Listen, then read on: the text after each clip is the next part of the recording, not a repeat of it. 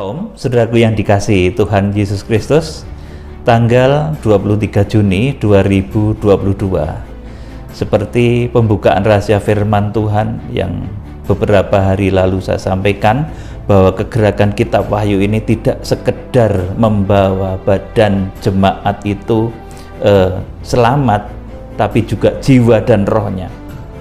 Saudaraku, jadi lewat kegerakan kitab Wahyu ini jemaat akan dibawa oleh Tuhan supaya tubuh, jiwa, rohnya itu selamat, hidup sampai Tuhan Yesus Kristus datang. Nah, untuk itu saudara, saat ini saya akan mengambil satu tema untuk menjaga kesehatan tubuh dan jiwa serta roh saudara. Judulnya ini, jangan menimbun lemak dan kedagingan. Jangan menimbun lemak dan keinginan daging. Saudara yang dikasihi Tuhan, ketika saudara ini makan atau menikmati anugerah Tuhan, saudara diberkati dengan berkat yang melimpah mungkin, maka saudara harus memanfaatkan itu sewajarnya. Saudara jangan sampai lepas kendali sehingga saudara menggunakan harta, kekayaan ataupun berkat yang dipercayakan Tuhan itu overacting. Sebab ketika saudara nanti overacting, saudara akan salah di dalam menggunakan berkat Tuhan. Kemudian yang timbul justru adalah sakit, penyakit, dan berbagai macam masalah. Jadi saudara itu boleh sangat kaya, boleh diberkati. Nggak ada yang melarang orang Kristen itu kaya dan diberkati, itu nggak ada, saudaraku. Bahkan rata-rata orang yang terkaya di dunia ini orang-orang yang percaya Tuhan Yesus. Saudara, boleh saudara itu sangat diberkati, tetapi jangan menggunakan berkat, jangan menggunakan kekayaan itu untuk memupuk keinginan hawa nafsu dagingmu. Sebab kalau berkat kekayaan itu saudara gunakan untuk memupuk keinginan hawa nafsu daging, maka ujung-ujungnya itu adalah penyakit, saudaraku, yang pertama. Kemudian selain itu juga masalah. Banyak masalah timbul karena manusia menggunakan hartanya itu tidak benar, saudaraku. Akhirnya terjadi banyak masalah. Saudaraku yang dikasihi Tuhan, jadi kalau seseorang itu menggunakan berkat ataupun harta ataupun kekayaan yang dimilikinya ini dengan tidak benar, yang datang selanjutnya itu adalah penyakit, saudaraku.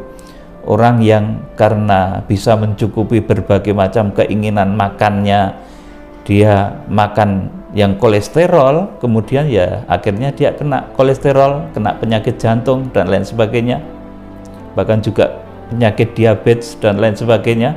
Saudaraku, itu karena salah satu faktor pencetus utamanya karena manusia tidak bisa menggunakan atau mengendalikan hartanya itu dengan benar. Tetapi ketika seorang itu bisa mengendalikan, menggunakan hartanya itu dengan benar, maka saudaraku, badan kita ini akan sehat. Jadi saudara boleh diberkati, tapi jangan saudara dengan berkat itu saudara memupuk keinginan daging. Ya, saudara, ingat baik-baik akan hal ini. Saudara boleh kaya, boleh bisa beli berbagai macam makanan, tetapi jangan saudara turuti keinginan-keinginan itu sampai melampaui batas. Nanti yang timbul adalah penyakit. Saudaraku, kitab Wahyu itu menuliskan sosok mempelai. Itu bentuk mempelai itu adalah sebagai sosok yang cantik luar biasa di dalam Wahyu pasal 12 itu.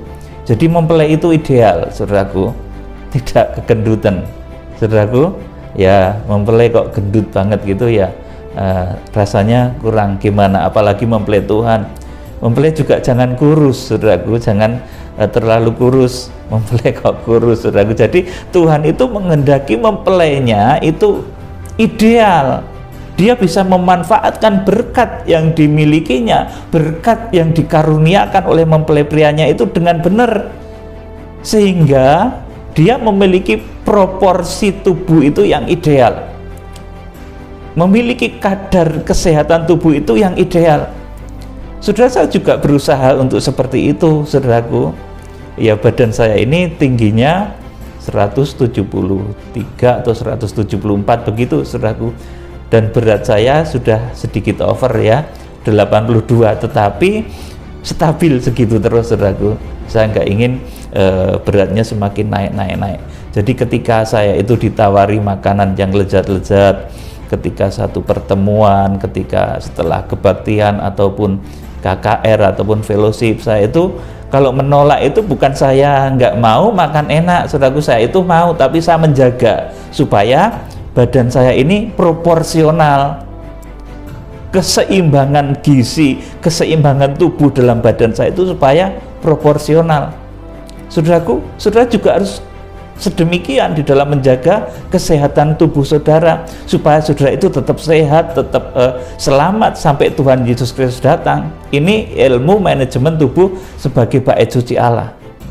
Saudara, jadi sekali lagi saya ulangi, berkat kekayaan itu jangan hanya digunakan untuk memenuhi keinginan daging. Kalau saudara gunakan berkat kekayaan itu hanya untuk memenuhi keinginan daging, itu yang timbul sakit penyakit. Saudaraku, terlalu banyak saudara ngujohowo, bahasa Jawanya seperti itu. Saudara menuruti keinginan makan ini, makan itu, semuanya bisa saudara beli, saudara. Dan kalau itu saudara turuti terus menerus, yang datang itu sakit penyakit. Tidak hanya itu, saudaraku, harta berkat kekayaan itu kalau saudara gunakan tidak dengan jalan yang benar, saudara bisa terjerumus dalam hal-hal yang buruk, dalam kecanduan narkoba dan lain sebagainya. Saudaraku, itu barang-barang mahal. Saudara, kalau saudara sampai terjebak ke sana, saudaraku, itu berkat kekayaanmu akan menjebak saudara kepada hal-hal yang tidak baik, dan itu Tuhan tidak berkenan. Tuhan menghendaki mempelainya itu, saudaraku, orang-orang yang dikasihinya di akhir zaman itu tetap sehat, selamat, bahkan hidup sampai Tuhan Yesus Kristus datang. Jadi ini bedanya antara kegerakan hujan awal, penginjilan. Kalau penginjilan kemarin saya sampaikan, itu tujuannya adalah menjadikan semua bangsa itu murid Kristus. Tidak peduli nanti jiwa-jiwa itu, saudaraku, orang itu akan mati ataupun tetap hidup, saudaraku, tidak peduli. Yang penting jiwanya selamat. Ini tujuan dari penginjilan. Tetapi tujuan dari kegerakan kitab Wahyu ini membawa saudara komplit, paketan komplit. Tubuh saudara selamat, jiwa saudara selamat, dan roh saudara selamat. Dan nanti itu akan diwujudkan di dalam kitab Wahyu pasal 12 ayat yang kelima. Ketika lahirnya badannya Tuhan Yesus Kristus, maka ia melahirkan seorang anak laki-laki yang akan menggembalakan segala bangsa dengan gada besi. Itu ketika orang-orang sempurna itu lahir, saudaraku. Orang-orang yang tidak mengalami kematian tubuh itu terlahir dari gereja di akhir zaman, saudara. Jadi saya ulangi lagi, berkat kekayaan itu jangan hanya digunakan untuk memenuhi keinginan daging. Nanti yang timbul adalah sakit penyakit dan masalah. Saudaraku, saudara menggunakan harta untuk memenuhi nafsu seksual, nanti saudara bisa jatuh dalam dosa. Saudaraku, saudara menggunakan harta untuk berjudi, saudaraku. Saudara, kalau orang itu hartanya mulai banyak, itu keinginannya juga mulai banyak. Saudara, oleh karena itu digunakan dengan benar.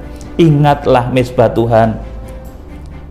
Kemudian selanjutnya ada yang harus difahami, bahwa apa-apa yang nikmat bagi keinginan daging itu, saudaraku, ini dalam satu nubuatan ya, saudaraku, bukan perkataan yang letterleks, tapi ini dalam satu nubuatan. Apa-apa yang merupakan sesuatu yang nikmat rasanya, itu justru harus dibakar di mezbah Tuhan. Saudaraku, ini mengingatkan saudara, ketika saudara itu diberkati dengan kekayaan yang melimpah, harta yang melimpah, saudara itu harus ingat mezbah Tuhan. Ketika saudara menghadapi makanan yang serba mewah luar biasa, saudara itu harus ingat mezbah Tuhan. Juga saudara harus ingat saudara-saudara lain yang membutuhkan, yang miskin, yang kekurangan. Saudara-saudara harus ingat itu. Jadi yang harus difahami bahwa apa yang nikmat bagi keinginan daging itu harus dibakar di mezbah Tuhan. Jadi bersesuaian dengan judul dalam khotbah saya kali ini, jangan menimbun lemak dan keinginan daging. Saudaraku, sebab orang itu kalau terlalu kaya kemudian menimbun lemak, saudaraku, dia sering tidak terkendali dalam hal makan, saudaraku, dalam hal makan, minum, memenuhi keinginan daging. Akhirnya yang datang ya sakit penyakit. Kalau sudah gitu ya akhirnya nggak bisa menyambut kedatangan Tuhan hidup-hidup, gagal mencapai visi menjadi orang-orang yang harpaso di Wahyu pasal 12 ayat yang kelima. Jadi supaya badan saudara ini selamat, ini dahulu ada satu nubuatan, namanya korban keselamatan.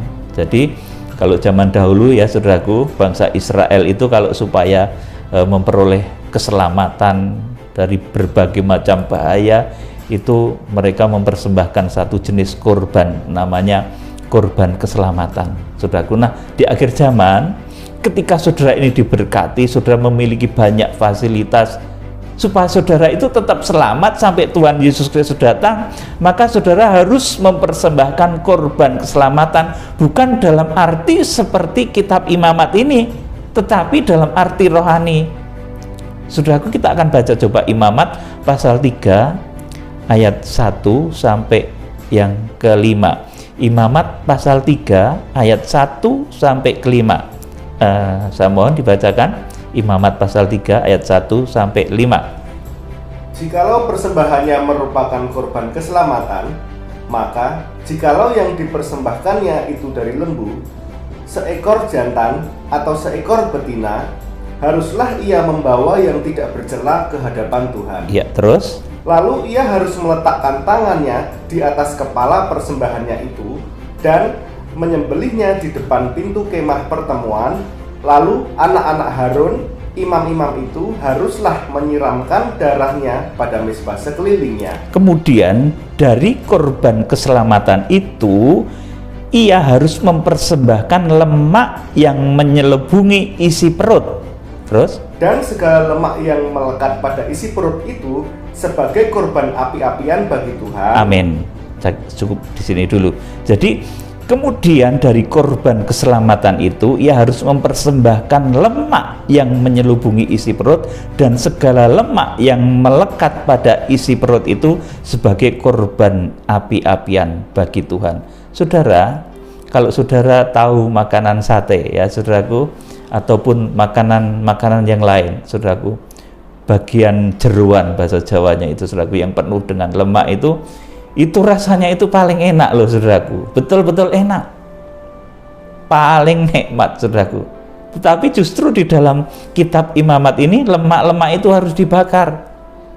Saudaraku, ini menunjuk kepada apa saudaraku? Kenikmatan-kenikmatan duniawi yang kalau saudara turuti dengan over itu nanti saudaraku akhirnya akan menimbulkan satu penyakit.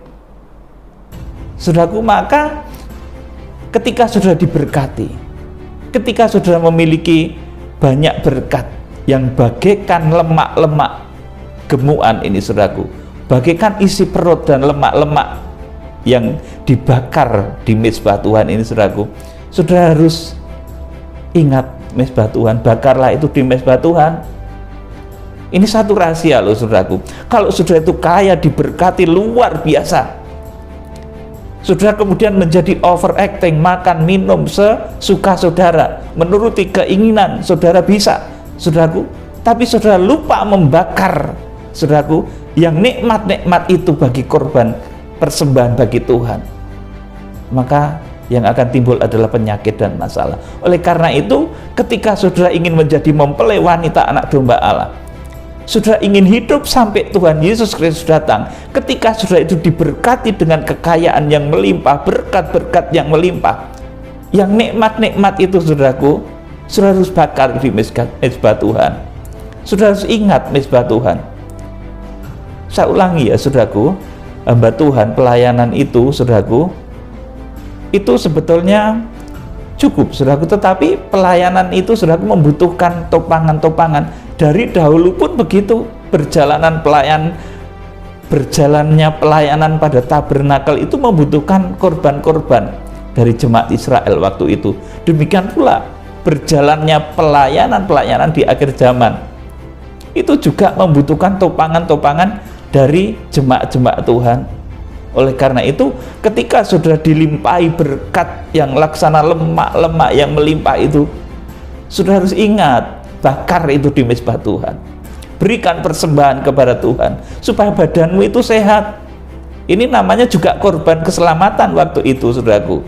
Nah, saat ini ketika saudara itu memperhatikan pelayanan dengan membakar apa-apa yang terasa nikmat bagimu, kalau itu saudara turuti terus menerus, saudara melupakan pekerjaan Tuhan, saudara malah jadi sakit. Tapi kalau saudara ingin selamat, hidup sampai Tuhan Yesus datang, ketika saudara dilimpahi dengan berkat kekayaan, saudara harus ingat bahwa yang lezat-lezat itu, yang harum-harum baunya itu, saudaraku, persembahkan di mezbah Tuhan. Kita akan baca ayat yang ketiga tadi. Ayo dibacakan. Kemudian dari korban keselamatan itu, ia harus mempersembahkan lemak yang menyelubungi isi perut, dan segala lemak yang melekat pada isi perut itu sebagai korban api-apian bagi Tuhan, dan lagi kedua buah pinggang dan lemak yang melekat padanya yang ada pada pinggang, dan umbai hati yang harus dipisahkannya beserta buah pinggang itu. Ayat 5. Anak-anak Harun harus membakarnya di atas mezbah, yakni di atas korban bakaran yang sedang dibakar di atas api, sebagai korban api-apian yang baunya menyenangkan bagi Tuhan. Amin. Saudaraku, jadi ini namanya korban keselamatan ya. Saudaraku, bisa itu wujudnya lembu.